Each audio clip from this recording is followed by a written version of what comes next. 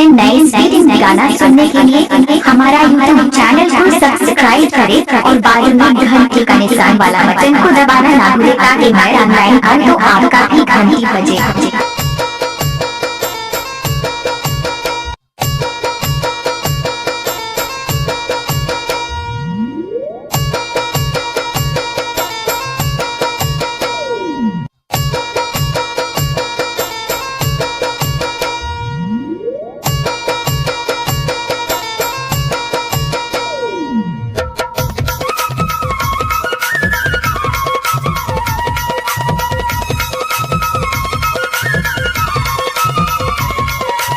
आप सुन रहे हैं पवन डांसर का स्पीड मिक्स डीजे सॉन्ग।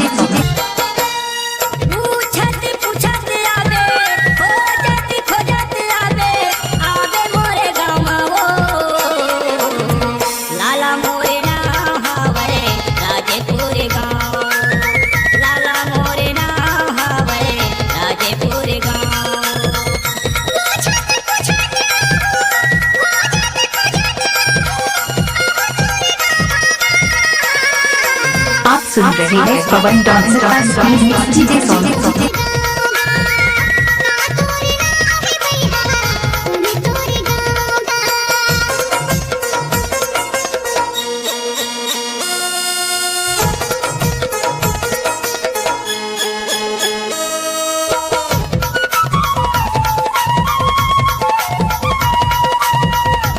आप सुन रहे हैं पवन डांसर का स्पीड मिक्स डीजे सॉन्ग।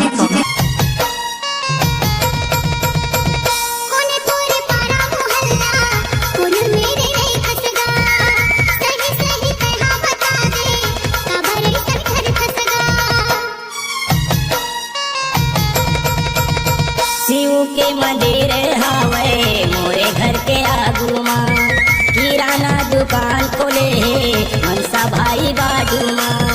लगे थे बाजार गोरी, लगे थे बाजार गोरी, तीन ही द्वार के वो। आप सुन रहे हैं पवन डांसर का स्पीड मिक्स डीजे सॉन्ग। लाला मोरे ना हावे राजेपुर गाँव।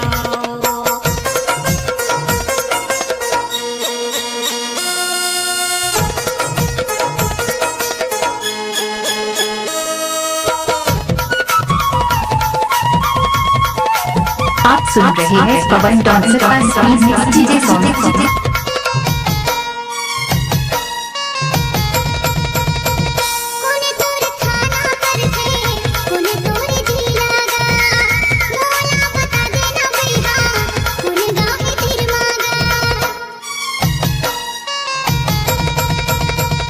आना लोहारा पर थे जिला कभी धाम, खपेरी बिरनपुर तिरहे राजेपुर मोलगांव।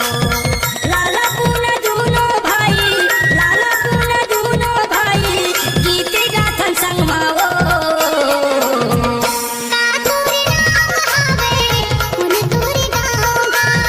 लाला मोरे ना हावे। आप सुन रहे हैं पवन डांसर का speed mix DJ song.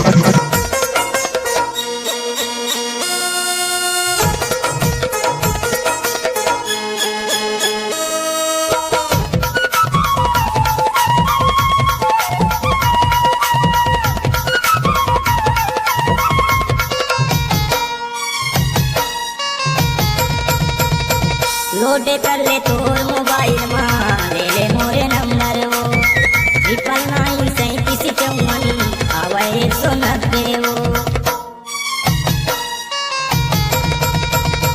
Load कर ले तोर मोबाइल माँ, ले ले मोरे नंबर वो 999354 आवे 190 वो।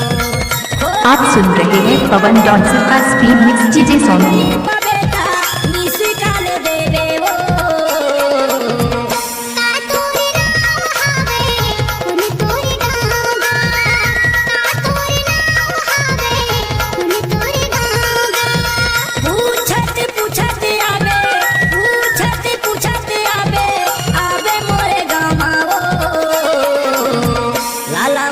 नए नए स्पीड गाना हमारा चैनल को सब्सक्राइब करें और बाजू में घंटी का निशान वाला बटन को दबाना ना भूलें।